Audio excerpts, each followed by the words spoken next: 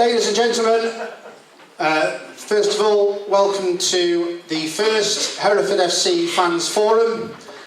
So, straight on to introducing our panel. First of all, a massive welcome back to Peter Beadle.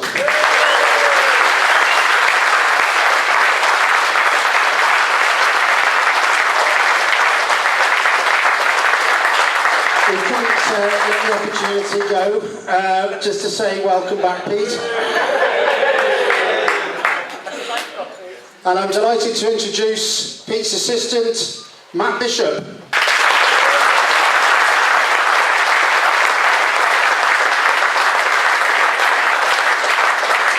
So I'm going to hand over now, if I may, for the first question, and that's going to come from Gareth Davis. Okay, for those of you who knew, I was part of the interview process working with the board. So the first question is, we asked you to present what your first 90 days would look like if you were going to be successful as the manager. You're just over 30 days in since being appointed. How has that been, and how do you think the next 60 days will look for you now we know what league we're in as well? Yeah, I think that's been the biggest thing, is finding out what league we were going to be in was a big point for everybody. Obviously, once I got the job, the next thing was then obviously waiting for the season to finish, because obviously lots of players are still playing their seasons when we found out. So it was really important that we do things right and correct. So waiting for the season to finish, and then we obviously started talking to players then. And lots of things were the same. A lot of players were coming back, obviously really excited about obviously having a chance to come and play for Hereford. But the big thing was obviously waiting to find out what league we were going to be placed in. I mean, I'd always set a stall out that didn't matter what league we were going to be placed in, we would try and make sure we got the strongest side available to go out there every Saturday and play. Since we found out, obviously there have been a few knockbacks, but I expected that anyway. And it's just now a case of working even harder. There's going to be an awful lot of changes through pre-season as we go. There'll be some faces that you might see once in a game and not see again. There might be some you see for 2 or 3 games before we decide where we're going to go. There is a core of players that I'd like to bring in, and we're still working on that now. They will be players that I know that are capable of doing a job in the league we're going to be in and the one above. But outside of that, obviously, it's hard to just take players on recommendation from people. So obviously, it's important that we bring them in, have a look at them. But with our pre-season, the way it is being part-time, we have very few training sessions. We come in the week before our first game, so we'll train Tuesday, Thursday, Saturday. Then we have our first game. And then right then through to the season starts, we'll have a game Saturday, Tuesday, Saturday, Tuesday, Saturday, Tuesday. So we only get the Thursdays for training, which in an ideal world is not great. But it's what we have to do, because we're going to have a lot of games to see a lot of players to finally get the final 4 or 5 that we may need to fill the squad. And that's where our time is being consumed at the moment, is still speaking to players, still looking to make sure we get the right type of character as well as player to bring in. And it's just ongoing at the moment. Okay, over to the room. Anybody got any questions? Oh, I like this. Oh. That's a shock. Yeah, right, David. How many have you got? Honestly, at the moment, none. Hold on. Well, yeah, apart from the obvious. I've spoken to players this week since we've known what league we're going to be in, and I've got one at the moment that's a definite, but I'm still waiting for 2 or 3 tomorrow that I've asked for them to come back to me tomorrow to give me an answer one way or another, because I'm hoping that maybe Friday that we'll have 4 or 5 names to put out there, that people that have agreed terms and they're ready to come and they're ready to start, to obviously give us another boost, because it's important that we have a boost. We've had great news going through the summer. We're now at a point where it's probably been quite quiet on the football front. Lots going on behind the scenes at the ground and with the work being done on the pitch and in the ground itself. But obviously you people and myself and Matt are more interested in what happens with the team. So I think it's important we try and get some out there, hopefully by the end of the week. Again, if they come back and say no, we're on to the next ones. But I'm hoping that maybe Friday we'll have some positive news on 2 or 3. But again, it is still very, very early in the summer. And, there's no panic. We're not in any rush just yet. Obviously, we know what we're after and what type of player we're after. But like I said, a lot of players now have only just finished their season a week ago, maybe 10 days ago. So they're all having a break, and I'm sure they've got hundreds of managers ringing them, and they want to take their time to this before they decide where they're going to be. So at the moment, like I said, it's small numbers, But it's a work in progress, and we've got plenty of time, so we're not worried about it at all. Okay, gentleman in the middle. Because you're now not a professional football club, and a player says that he will play for you, how can you hold that player? Can he not go to some other club because he gets a better offer or something like that? What is the contract rights about these players? It's still the same in non-league football, part-time football. If they sign a contract, they're tied to the club, and they can't go unless both clubs agree either a fee or, you know, we might say, well, we'll rip his contract up and let him go because he's being a pain or a nuisance or he doesn't want to be here. So if he's signed on a contract, then he can't go anywhere without us agreeing to anything in the first place. If they're part-time and they're on non-contract terms, there is a thing called a 7 days notice where a club, for argument's sake, for Westfields, might want to sign Gareth, and their secretary will contact ours and put in a 7 day notice. We can then waiver the 7 days, say, well, look, there's no point waiting 7 days, speak to Gareth.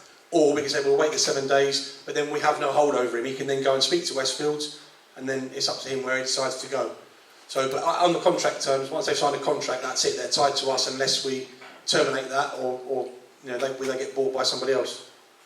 So I haven't even kicked the ball and I've been released already. No, I just said no contract, that's all. Good decision. Yeah. Will those levels of fitness be enough? Just training like you said? Yeah, because it'll be the same for everybody. And I believe with the staff that I have and with somebody else who could be coming in, then they will get plenty of time to make sure we're ready to go on the first day. And there's no better training than games. So the more games they play, the fitter they'll be anyway. So we have no concerns again over their fitness. Do you leave your options open up to possibly maybe get an extra training day in or something? We can do, but again, unfortunately with non-league and part-time football, the more days you have them in, the more money they want. So, you know, and we try and do the best we can with the budget we have, which is a good budget for the level we're at. It's very competitive, and we expect to be at the top end. So, you know, but obviously that has to come at a price, and the players that we're trying to bring in, you know, it might only be a small squad this year, depending on how we divide that budget. But again, the more days you have them in, the more money they want. So just on the back of that, a question handed over to Matt. Because you're both used to working full-time predominantly and with higher level players, what's the biggest challenge that you're both going to deal with, especially you, Matt, as the level of coaching you're working at? I think it's that consistency that we get from players. To answer the question, I think the important thing when you're working part-time with players is that we utilise the time we have with them as best we can. So training has got to be intense, it's got to be relative, but at the same time we've got to work on what we want to do on Saturday as well and alleviate some of the issues that we might have had from the previous game. So I think the biggest thing for us is keeping that level of consistency, because we have to remember that the players that we're going to be working with have got jobs themselves, they've got other things in their life and other priorities as well, and football is just part of it, and it's probably a hobby in the first instance. So I think for us is you know, it's working on that mentality with the players and building that belief and that team spirit within a camp, but you know, within a part-time basis. When you've got players every day, it's a lot easier to manage, because you're in control of everything they do. On part-time, you're limited, so I think that's the biggest thing for us. Okay, run the route. Yes, sir. Mind you, there's that many clubs in severe financial trouble at a professional level. I can actually see more and more clubs will be consisting of some part-time, some full-time, because the wage structure, which is a big part of the club, is equally destroying clubs. And like, there's a lot of people, a lot of players that is above their station, so to speak, that they're playing in the third division. They think the Premiership, they think the Premiership standard. Yeah. You know? Yeah, it's always going to be difficult, and there are more, you know, you're finding more and more clubs now are being backed by one person, but eventually that money stops. That person then gets bored, pulls his money out, certainly at lower levels. Football agents are the biggest, but Hopefully we don't have to deal with too many of them at this level, just to start with. Yes. Peter, what about local players and the youth in Herefordshire? Yeah, well, there's obviously I've spoken to Rob on numerous occasions. Rob Purdy, obviously he's had the under-18s at UITC this year, and we recognised, certainly when I was here previously with the youth team, there is talent in Hereford. That goes without saying. It's finding it and giving it the time to blossom, if you like. We might not have that time from the very start because of expectation levels. Expectation levels from you guys and from us are going to be we want to be challenging from day one. We know sometimes that doesn't work, but we also have to be patient because these boys will develop in time. Hopefully if Rob is still there with UITC next season, and certainly with the ones that we're looking at this year that certainly will do pre-season with us, we will keep a close eye on them and make sure we bring them through and play them when they're ready. As we proved last year before, we had some good youngsters. Yes, one or two of them were local. Them local boys are doing extremely well for themselves right now, so it is there. It's just a case of finding it, bringing it in, looking after it, and coaching it and managing it as we go along. But that again is our aim. We want to work as close as we can with that group of young players, bring them into training as often as we can to keep them in the environment, to get them used to that environment. Once they're used to it, they relax, they train better, they play better, they develop quicker, and that'll be the plan going forward. Again, we've got a lot on our plate with getting the first team together first with no players. But when we do that, they'll play a big part for us. That's good, because going back to our last season, which wasn't the one that ended in disaster, but the last one in the conference, you brought through some really good youngsters, and it was refreshing to see lads going out there with enthusiasm, wanting to play for the club. When you looked at some of the guys that we were paying a lot of money to, didn't seem too fussed on whether they turned out or not. I think players' commitment can always be questioned from the sidelines, but your players want to play, and they don't turn up to play badly or to not put the effort in. And I think sometimes when you're a young player, as young Jared proved, when you play without fear sometimes, when you play without that fear of making a mistake, and that was the way the culture we had in the youth team was we all make a mistake. We all make mistakes. It's how you react after you make that mistake. And sometimes when you're an older professional and you're in a team that we're making a lot of mistakes, it can wear you down. So I don't think it's a case. I think just playing with less fear brings out the best in players, and I think them young players in that year, certainly in the year with the cup run, and then with the 1 or 2 or 3 that made their first team appearances, they certainly played without fear, and they were a timely boost of enthusiasm into the team when we needed it. I think for those who don't know how the UITC has continued running, there's a coach in here tonight, Liam Brewer, Steve Brotherwood. They've played a big role in the last 12 months when the club was struggling to sustain teams still with the Hereford badge. Has been a credit to those coaches, and they've been superb. To answer that question, because Pete and of course Matt hasn't been part of it, the parents and the players have still bought into the badge, so there's still an opportunity and a pathway for these players, even though we had a bunch of crooks trying to ruin it all. And so, they've been brilliant.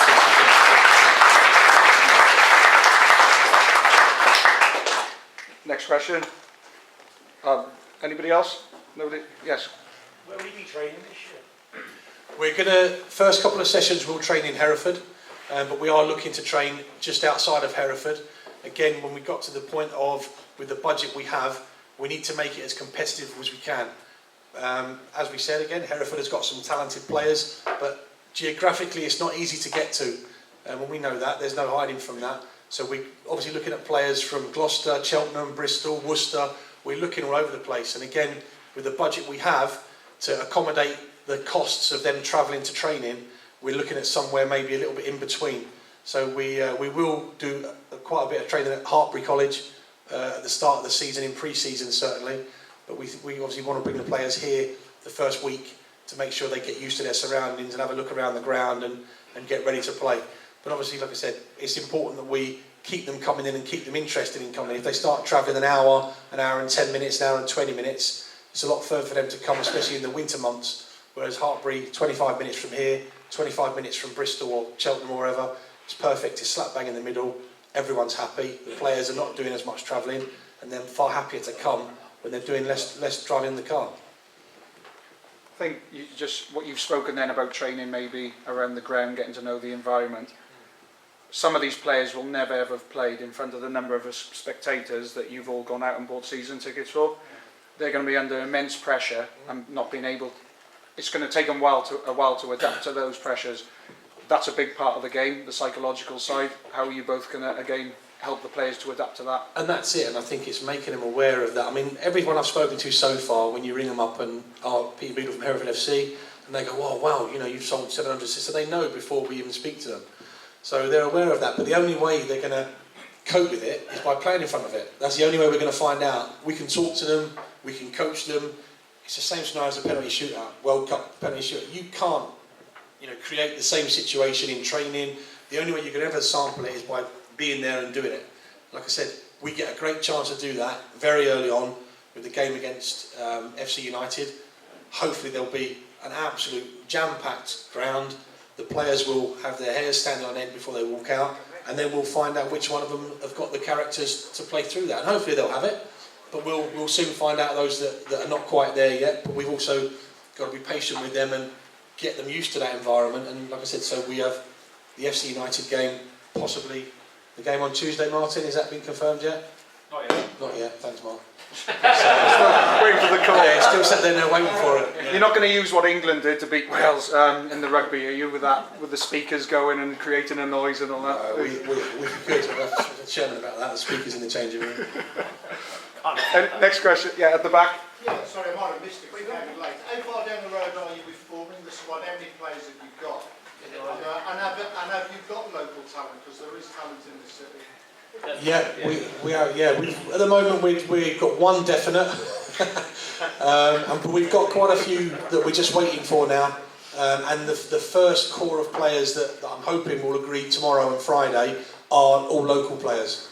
So again, so we're looking at a batch of 4, 5, 6 maybe lads that are all sort of within the Hereford county district, whatever you call it. They're all within that boundary. Are these actual players you've gone out and had a look at? They're players that I know, yeah. They're players that I've seen play before and I know about their characters and personalities, so they're players that are known to me. As I said before, it's difficult to offer someone something when you don't really know, you know, what they're going to be. I mean, Gareth's been great recommending players and people that know players. Matt's been working hard. I've been ringing around people, getting good advice off people about certain players that we're looking to bring in. But without actually seeing them in the flesh, it's hard to just go, right, but there's X amount of pounds, come and play. He could be a real dud, and we, you know, without knowing it, and we've signed someone that we're not stuck with in this league. Luckily, we can move them on quickly, but we'd rather not go through the process of signing everybody and sundry to start with. So we're going to, like I said, so through pre-season, just be patient because there might be quite a lot of players coming and going very early, very quickly, but we'll get to where we need to be eventually. Yeah. At the back there, yeah. Come to you next. Is it likely to be a familiar face or two in the first team? Well, I'll be there. You're not playing, are you? I could well be. That's the back It's up ball to Matt. sorted bit. Yeah. Cheers. Yeah. No, listen, there will be. I'm sure there will be. I mean, there's lots of people in Hereford that people know about. Lots of players in Hereford that you'll all know. So I'm sure, hopefully, if they all agree to come back, there will be 1 or 2 that you will know. Never. You say you've been ringing round. Has anyone been ringing you? Saying I want to play for Hereford FC? We've had an awful lot of emails directed through Martin again that have been passed on to me, a list as long as both my arms and legs of players. And again, it's about working your way through them.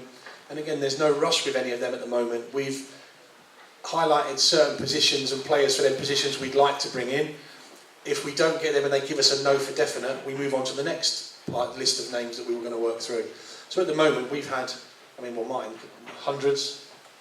150 plus? Yeah, of players that have contacted the club. And again, they go from the sublime to the ridiculous with some of them. Some that have actually played league football and some that have played park football. But they've all shown an interest in coming to the club.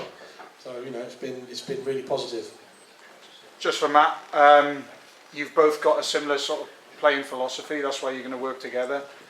Will your philosophy dictate to the players, or possibly will the players coming in dictate that you might have to adapt? Well, I'll let Peter talk about the style he wants to play, but I think it's very difficult to, when we don't know what the players are, I think they're going to dictate the system that we play. So I suppose it depends on our recruitment and what type of players we get. And as you said, the likelihood it will change throughout the season anyway. So we'll need to have a system to play at home. and we'll definitely need a system that plays away, because teams, I think it will be a cup final every game for us, and a lot of teams will sit deep against us, so we'll have to find different ways of breaking teams down. So there'll be different styles and a slightly different system depending on who we're playing against. But the players have got to be the key to it. They're the ones that can set it out in stone based on their abilities. In terms of style, I think Peter's probably the best one to talk to because it'll be his team. Our team. If they win. Yeah, if they're winning. It's my team. Yeah. No, I think, again, going back to previously being here, the style that we changed, transformed the team round in the 8 games that we had. And there's been lots of talk about playing teams that had nothing to play for, and I wasn't worried about that. What we did do, though, was we changed the philosophy of the whole group of players in 8 games that went from one style of play to a completely different style of play. And believe me, the style of play we wanted to play was much harder to play than the one they were playing before. Playing in straight lines up and down is pretty easy to play. Playing the way we played, and certainly with the style that we played the games in the last 4 or 5 games, for them players to turn it around the way they did was great. And again, nothing changes. We want to be a team that plays football, which is part of this football club's heritage, or the previous club and this one going forward. It's always been a football club that's played football in the right way, but we also know that going away to some of the grounds we're going to be going to this year, the pitches, the facilities are not going to be conducive to playing out from the back, and so there are going to be games when we are going to have to be a little bit more direct, but there's a way of playing direct without just lumping it aimlessly. So it'll all be, constructed around our opponents, the way they play, the pitches we're going to be playing on, and we'll adjust accordingly. But when we're at home, hopefully on a pristine pitch, we will try and play at tempo, very attacking minded, and try and create chances as we did towards the end of the final season we had here. Because I think certainly the last 2 games we had at home were extremely exciting for me, sat on the sideline watching the boys play and taking on board everything we've done. And we probably had more shots and crosses in them final 2 home games than we'd had for probably the previous 5 or 6 home games.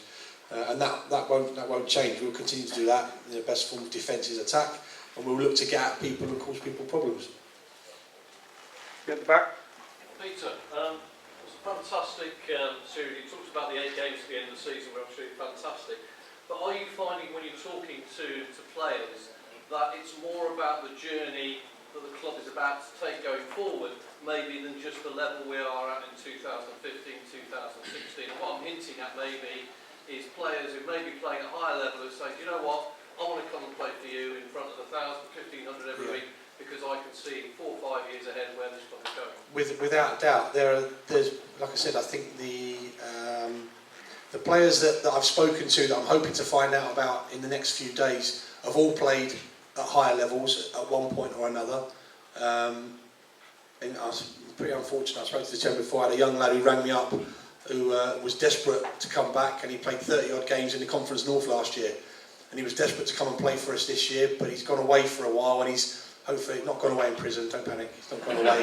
Not gone away. He's just gone away to another country for 4 or 5 weeks, and we're going to stay in touch. And when he comes back, if there is an opening for him, then he'd like to come back. So these players, there are lots of. I've had 3 or 4 knockbacks of players from higher leagues, because again they feel that where they are right now, to drop down 3 divisions, because like I said, I've been talking to players, Conference North, Southern Premier, Northern Premier, we've been talking to everybody, and a lot, like I said, a big decision was the league we were going to be in. I think if we'd have been in South and West, I think a lot of them ones, the 3 or 4 that have rung me this week and said, probably a bit too low for me, would have come.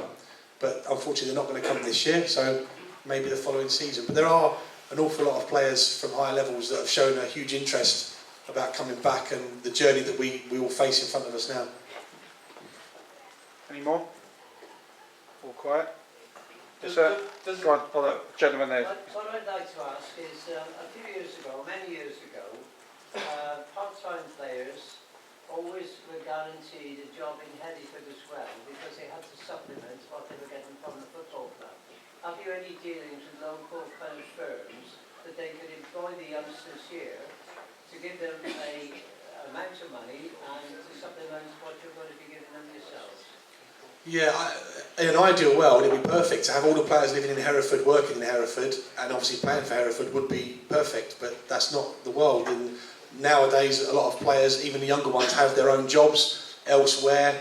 They all have, a lot of them, you find a lot of them are self-employed. A lot of the younger players tend to be coaches working in community departments, development centres, so they're looking to do that and keep that going because obviously they just love being involved in football. So, but there are one or two that live a bit further afield. Again, another one that I've spoken to, and we are looking to find him employment in Hereford to bring him back to the football club. Was a previous player here, and one that I think needs a bit of a luck and a bit of a break. He's had a tough year last year, so you know, I have mentioned it amongst the people that sit around the table over there about if anyone knows anyone who is looking for a young, enthusiastic, you know, player to come and work hard, then it would be much appreciated. But there's very few like that now. They're already either in college, universities, or have jobs of their own. Because you've had players playing at a higher level, earning a lot more money, how much of a draw do you think not only the 1,000 or so supporters will bring, but also the historical name and badge will bring as well to draw them to the club? That's the draw, because it is a massive drop in salaries for them coming, if they're coming down 2 or 3 divisions. It is a big drop in salary. I spoke to a player last night before, who plays in the Southern Premier, so we'd have to win 2 promotions to get to where he is now, and he's taking home, you know, almost double what I'd be offering anybody this year. And he's only a young player. He's never played anywhere before apart from non-league football. So there are an awful lot of money flying around in non-league football at the moment at certain clubs. So yeah, it is the draw. You know, apart from obviously me and Matt and Roger and John, who are back as well at the club. So apart from us, the rest of it is down to you guys sat out there and the history the previous club had before it. I was just going to make an observation. It would be quite nice. The lads at work take the mickey out of me because I support a team that's got a manager but no players.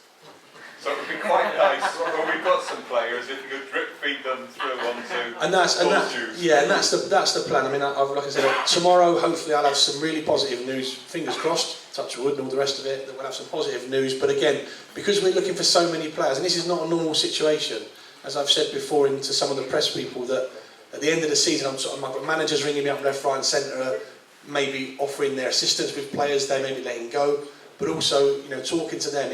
They're looking for 3, 4, 5 players max, maybe, to bring into their squad to freshen it up. We've got to find the whole group. We're not just looking for 5 players. We're looking for 16, 17, 18 players. And it takes time.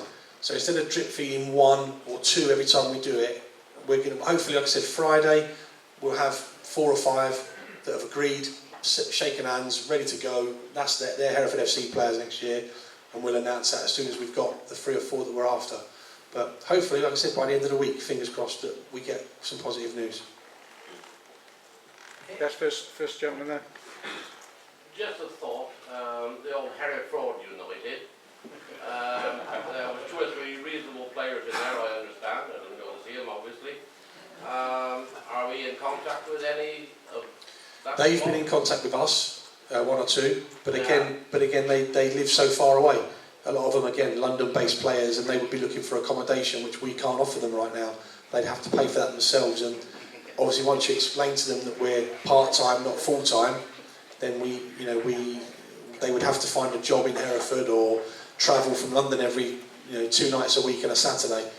That sort of soon puts the kibosh on it for them. I was going to say, the camp beds have gone in style. Yeah, the camp beds have gone apparently, yeah. So. No, that's right. But I don't think they want to do it for no money at all now. Gentleman behind you. In terms of the balance of the squad, where do you see in terms of numbers the balance between contracted and non-contracted players? Well, if we can, all non-contracted. I mean, like I said, being non-contracted gives us a fair amount of flexibility with players. We can move them around if we feel we need to. There may be some real young talents that we think that we need to put them on a contract to keep them with the club. But again, we're playing Step 5 football next year. So, like I said, if things go well, and we expect them to go well, we'd like them to go well. If they do, then who knows, there may be 1 or 2 sniffing around again, especially as we are going to have, a fair amount of younger players in the squad again next season. So, unless they ask for a contract, for the money they'll be earning, it really is irrelevant, a contract or not. So, unless someone was, desperate for a work contract. All it means is it guarantees their money every week. With a non-contracted player, if he doesn't turn up on a Saturday, we don't pay him. So, like again, it gives us flexibility to move things around, and so it gives us that chance to bring in another player. Perhaps if he's not around, we can bring someone else in and say, right, well, your wages this week are going to go to him because he's coming in to play this week. So, but if they're contracted, whether they play or not, they've got to have that money. So, like I said, ideally non-contract if we can, but there may be one or two that are a priority for us, and we may need to put them on a contract. But I don't see that happening just yet. Just regards to that squad, if you're looking at, say, your starting 11, have you got an idea with your philosophy? Are you looking to have a strong spine with a certain age bracket? Are you looking for younger players with a lot of pace, maybe playing out as fullbacks or wide players? How do you see, in an ideal world, your sort of squad modelling up age-wise and ability-wise? Yeah, I think we've got to look at the league we're going to be in, and without the way that we want to play, I think it's important with having quite a few younger players around. But these younger players are not young players that have never played before. They've all had experience. One of the players who's signed, who's agreed, the one player has agreed, played 30 games in the Southern Premier last year. So he's 19, so he's no mug. He's played 30 games, 2 levels above where we're going to be playing next season. So so he's no fool. Ideally, yes, of course, we'd like 1 or 2 experienced players in there. An experienced keeper's always nice, but everyone wants one of them, so we might have to go for someone a little bit younger. But centre half, middle of midfield, proven goal scorer. That's what everyone wants. So so we just got to make sure we get the right ones. But we're looking, like I said, it's going to be a young side. So that's what we're looking for: young, energetic, full of character and energy, but also one that wants to improve their game, because that's why this chap's coming in as well as myself being there. Is we want to work with the players to make them better as individuals as well as a team. But obviously having a bit of guidance on the pitch with someone who's been there and done it sometimes always helps as well.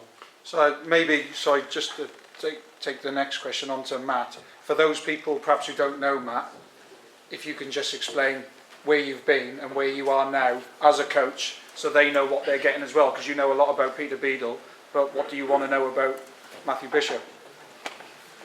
Who are you and what? That's a good question.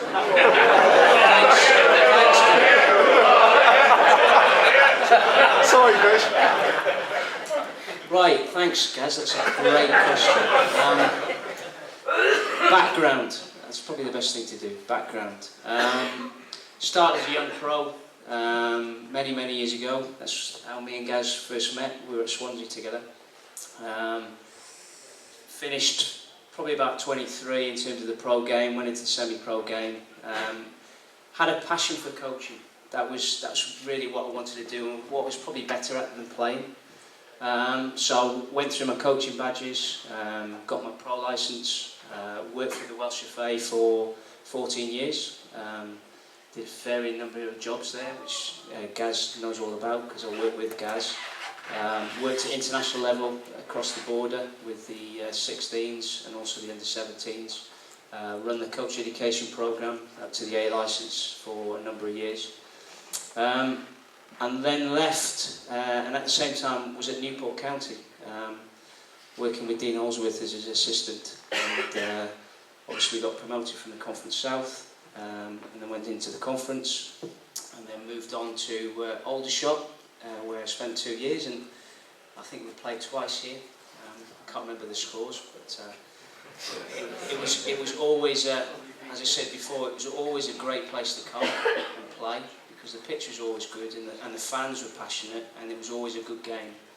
And I came back numerous times to obviously scout both yourselves and other teams as well. So I had 2 years there at Aldershot, left Aldershot and then took up a role with the English FA, one of their national coach educators, so I do all the A and B licence work across the North West and West Midlands. Most recently I've done a bit of work with the England under-20s as well, up until Christmas, and stepped back through that through work. So sort of my background has been a little bit of playing, a lot of non-league, and then I've worked at all levels in the game. So I've worked at this level, I've worked at Step 5, I've done some work at Clevedon, I've worked in the Welsh Premier League as a coach.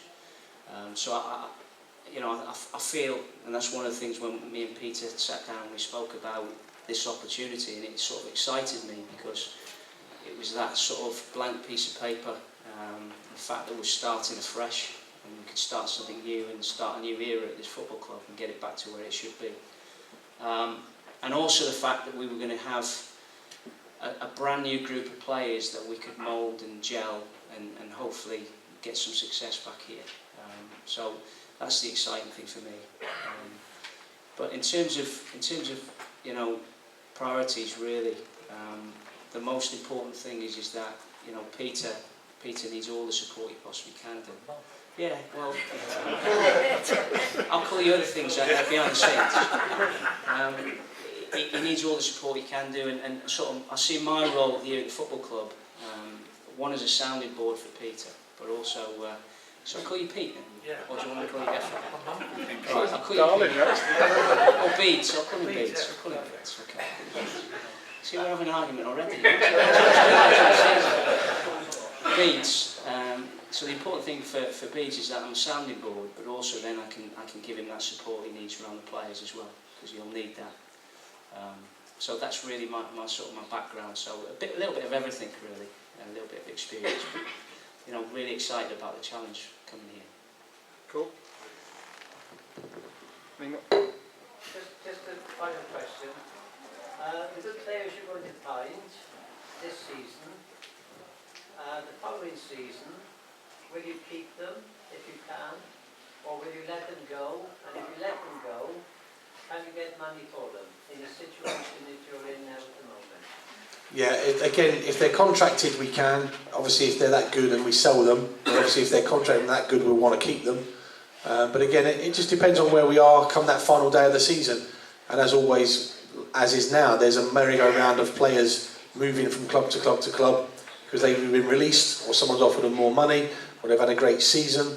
So depending on that, obviously if we've got a centre forward who's got 25, 30 goals with 10 games to go, we'll be sitting down with him way before the end of the season to make sure that he stays with us for the following season, wherever that may be.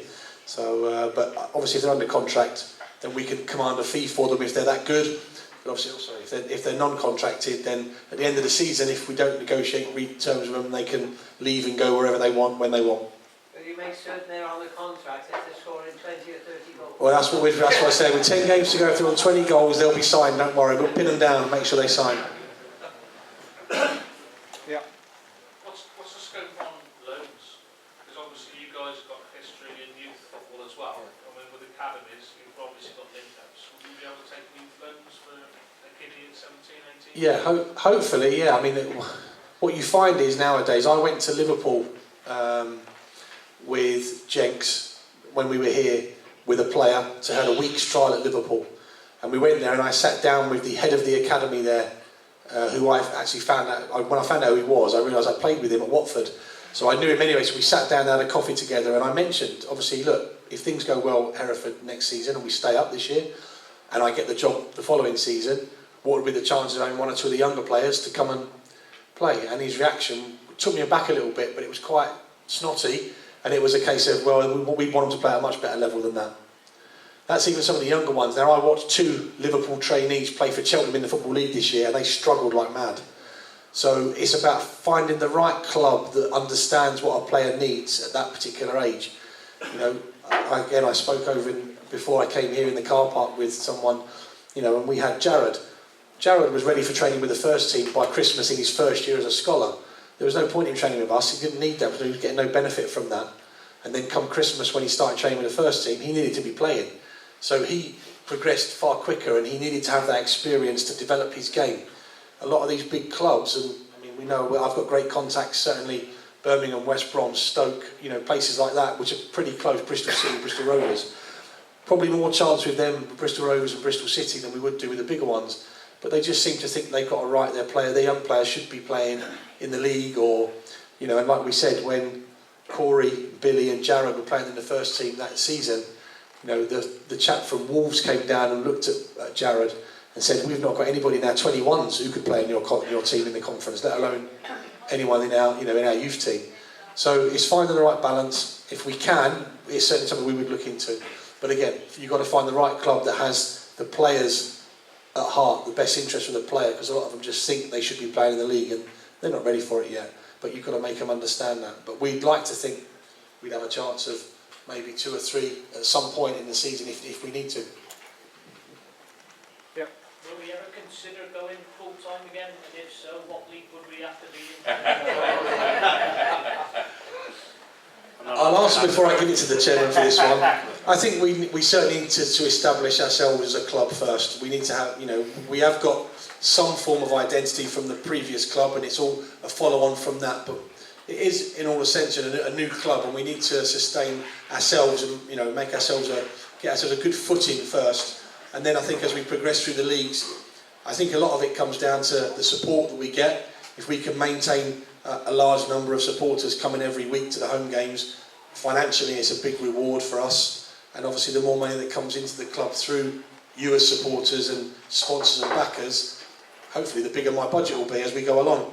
But I think that, again, I touched on it earlier, with geographically as we go through the leagues, I think it's going to be harder and harder to attract far higher quality players to Hereford if we are only offering 2 nights a week. But again, that's for, in my vision, that's for maybe, if we're looking at Southern Premier, Conference South step level, Conference North, whatever it may be, when we get to that sort of level, for me, I'd like to think we would be having discussions then about going full time. But again, that would certainly come down to where the club is financially with the support we're getting. You'd like to think if we've got to that level, we're maintaining a big attendance, a big crowd, big following from the supporters and sponsors and things like that. So that all makes it better, but it has to still be within the confines of what the club can afford and be sustainable with. But again, obviously, the chairman will get fed up with me within the first 6 months, I can guarantee. The chairman, can I have some more? Can I have some more? Can I have some? So, I don't know what the chairman's thoughts are on it. I shall pass it to him. It's no. To be honest, there's not a lot to add to what Peter said there. We're at the very start of what's going to be hopefully a very long and exciting journey, and the word that we keep using is sustainable, and we will continue to use that word year after year after year after year. And at some point, as we're heading back towards the Conference Premier, hopefully, that might be a question that we answer, but certainly at the moment it's not even on the radar. Any more around the room? Yeah. What would be a good season for you next season coming? Sorry? What would be a good season for you this season coming? This season coming? Yeah. Well, listen, a great season would be to win the league and win the Vase. It'd be a great season. What about the FA Cup? I don't think we're in it, are we? We're not in it the first year. As a new club, I don't think we're allowed in the FA Cup the first year. But listen, there's no point. I made it clear in my interviews that there's no point me coming along and saying, well, let's just make sure we do all right this year. If I'm going to do it, as I did with the kids the previous year, there's no point me coming to try and progress the youth team if we're just going to come in and train every day and go through the motions. I have to push them young players to make them better. I'm going to push the players I have here, my staff, the guys sat at the table there, they know me. As nice as I am to be around, when I don't win and things don't go well, I'm vile. And I want to win every single game, but I know that doesn't happen. But our ambition is to win the league and to win the Vase, because that's what we're here for, to win. And that's what that's what we're aiming for. We might not achieve it, but we're going to have a bloody good go trying to get to where we want to be. If it doesn't happen this year, we're going to be close, and we'll try and do the same again next season. Will we be entitled to go into the FA Trophy as well? Or? No, Step 5 don't compete in the trophy. Step 4 and above in the trophy. So just on what you said about staff, why was it important to you to bring those 2 gentlemen back? Oh, because I can slap them around. And, no, because they were part of Hereford. Roger's been here for many, many years, and people recognise Rog and Johnny as being part of the former club. They also know plenty of people in Hereford, so they're great contacts to have, and they do their jobs to the best of their abilities every single time they walk in through the club. And that's what we need from everybody. Johnny's even playing cricket now as well. What time is the first ball being bowled tonight, Johnny? Cricket? So just back to the loanee question. Yes. If you're going to struggle to get younger players in, will you have to be a little bit reactive because everybody's going to be in the same boat trying to model squads? There's going to be some players released at, say, step even step 1, 2, 3, 4. Yeah. Are they going to be the sort of players that you may be able to get in on loan, because things move quickly within 24 hours in football? You know, and again, loans are not ideal at times, but they do serve a purpose. Now, I chased a goalkeeper for weeks, and once we found out what league we were in, he informed me that it wasn't quite for him this season, and I appreciate that. So my first phone call was to a conference club, and they have a third choice keeper who played in the Conference North last year, and they have agreed with me that if he doesn't get another club at a higher level, he can come to us, if we need him. If we don't have anybody else in place, I'm hoping we will do, but if we don't, we are, you know, again, around the contacts that we have, Conference North, Conference South, I have good relationships with, obviously, Gloucester City, with Forest Green, with Western, with, you know, with all of them clubs in that area, Bath City. But again, there'll always be someone in their squad that isn't getting a game every week, that might need, yeah, okay, they might say, well, why are they using us to get fitness? We're getting a player from 3 leagues above to come and play for us. So we've got to make sure we use that to our, you know, to our advantage when it's available and if we need it. But yeah, like I said, we would be looking for anybody to come in, and if we can get a player for nothing, great, bring him in. Some clubs might say, look, just take him, as long as he plays, we don't want anything for him. Perfect. Another player to add to our squad. And Matt he's aware of what the Welsh system looks like, being on the border. Where do you see the Welsh Premier League being in relation to the steps with the English system? And are there players that are in the Welsh system that may be something to look at as well? There are. We just talked about it briefly on the way here, and I had a conversation with someone on the way over in the car.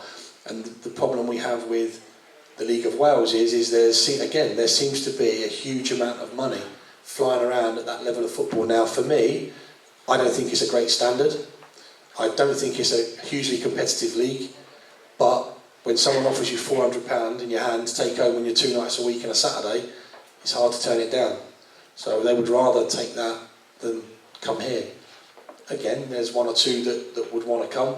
As you know, we've had a conversation with one. He's managed to get himself into Europe with his team. So, you know, but hopefully if they get knocked out early, he might want to come to us then. So, but there are some out there. But again, the top end of the again, players that we think are going to be good enough to come in, they command such salaries now that they won't even get out of bed for what we're offering them, what we have at the moment at our disposal. So it's a tough one to follow, because every club in that league seems to be spending double, triple what our budget's going to be next year. So when you've got that budget at your disposal, you can keep someone sat on the bench with £300 a week, because they'll be there, handy to have there when you need them. So I think we would struggle to bring players in from that league. Certainly next season going forward, it would have to be someone that would want to take a serious drop in money to come to play for the club, because of the club, the ground, the atmosphere, the supporters that are going to be there. So I don't see us dipping into that one too often just yet. So I think that's about right. And I think that's key from, as a group, as a city. It's a small city. Everybody will know. Everybody knows everybody within and around the football environment. These people want people who are committed to wear that badge. They love football, they love the club, and as long as you're getting in players who wear the shirt with a lot of pride and determination, they'll back everybody. And I think that's important. We wouldn't ask for anything less. That's what we demand, is that when you turn up and train, if you're going to come in and train properly. When you turn up to play, come put the troubles behind you, come and play. You've got some great supporters, as they've shown over the years, and certainly when I was here, that if you play well and you play with passion for the shirt to do well, no matter what the outcome, they will stick with you. One of my previous clubs have just won promotion in the playoffs from the conference, and it's a club that I always probably felt closer to than any others, because there was that rapport between us as players and you guys as supporters, that as long as they saw you trying your best every single week, you could have the worst game in the world, but as long as you're trying, they'll stick with you. And that's important. That carries people a long way, and it shows it this year with Rovers in the conference. They've had 11,500, 10,000 for home games, because the lads have worked hard. I've seen them play a few times, and they haven't played particularly well. But what they have done is they've shown a huge commitment and a huge amount of effort. But you don't have to be the best player in the world to run around and run your socks off. I was crap, they loved me. Yeah, well, take them. We sold you.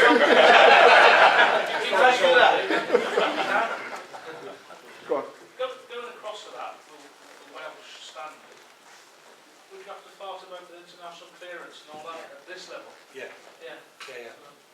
Yeah, but again, that's not. It used to be pretty good system. We had a young lad from Cardiff in the youth team last year, but it took us 3 months to get his clearance. I don't know why.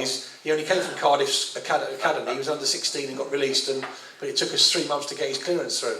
So it has days when it can work pretty quick and days when it takes a little bit longer. But yeah, we still got to get clearance for anybody that comes in from another country, even though they are right on our doorstep. Yeah. Equally, right, like we've got very, very good ex-players that has helped Hereford, no cost, for no cost totally, and they've got the. But it's very, very hard to put 11 players together. You as a manager and else to expect them to gel through it. And I think equally the supporters are going to be patient for you to give the chance to get 11 players. You just can't flick a switch and expect them to do it. No, if we hit the ground running, it really will be a bonus. But we've got a long pre-season schedule ahead of us. We've got a lot of games in pre-season, but unfortunately, certainly, like I said, the early 3 games or so, you'd like to think that we're going to be chopping and changing a fair bit until we find the right balance of players, characters, personalities to bring in that are going to make the squad as strong as it can be come the 8th of August. So, but when we come the 8th of August, again, we're going to make sure they're as prepared as they can be, but we've got an awful long time after that to keep working. And like I said, we'll work hard on the training ground and we'll make sure that every week we get better and better. And that's again the philosophy we had with the youth team last year. You can always do better, improve something as we go along, and that was what their aim was. Every time they played a game, they wrote their little notes out of what they thought they did well, what they didn't think they did well. So next week, the things you didn't do well, let's make sure we do them better. Every week is a progression, and that's as long as we keep moving forward on the field. I know that behind the scenes that's going to keep moving forward, and obviously hopefully you guys will keep following us through as well, and it will just gather momentum as we go along. Any more questions? Just one more. You shouldn't have brought your dad tonight.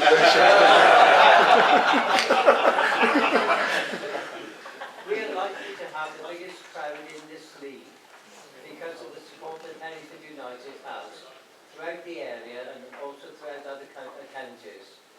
Now, because of that, there's got to be a lot of money. So because we're getting all this money coming into the ground, we should get the best team. Should we not go fully for promotion? Well, we will be going fully for promotion, as we said earlier, but I don't think it works as in because we get the best crowd, we get the biggest amount of money. I mean, there are lots of individuals out there, and speaking to someone very recently, there's a team that are just coming up into our league that have just won promotion, and I can't remember their name off the top of my head, but apparently they are spending an awful amount of money. And there'll always be 1 or 2 teams in every league you go into that are spending a large amount of money. And we may not have the best budget in the league next year because there may be 2 or 3 that are spending more. But again, it's not about how much you spend, it's getting value for money, making sure we get the best value within our squad. But that's what our aim is. Our aim is to win promotion. So that's what we're taking part in the league to win it, and that's what we're going to try and do. Any more? Yeah. Away games, will you be going in a minibus or an executive coach? I was hoping we were going to fly. Is that what we were going to fly? Westfield. Yeah. No. Well, hopefully we want to coach because obviously I think if we'd have been in step 4, we probably would have had a few more players from that side of sort of Gloucester, Cheltenham, and it would have been easier for them to go straight to the games. But I think we've discussed that there will be a coach available for all games, and I think that's right. I mean, one of the things I've always tried to do is take excuses away from players, and the excuses are, well, we haven't got a coach, we haven't got this, we haven't got that. So we try and give them as much of that as we can, and obviously a coach goes a long way towards that. That they travel there and they prepare as best they can, so they get a coach of sorts, not a minibus where it's all cramped up. So hopefully it will be a coach. But from what I can gather, Johnny, we can't get a coach to some of the grounds, can we? You've got to get off about a mile short and walk up the rest of the way. Last question at the back. Peter, you spent a lot this evening talking about the passion of the people in this room, and I think the first to say that there was over 300 in the Welsh club, there's over 200 here tonight. It just shows what you said to be absolutely true. But going away from home next year, we could be looking at 4, maybe 500 for some games, turning up with maybe only 100 home supporters. From a player's point of view and your point manager, what difference does that make when you go into a ground with nothing like the facilities at Edgar Street and you're backed by 400 away fans?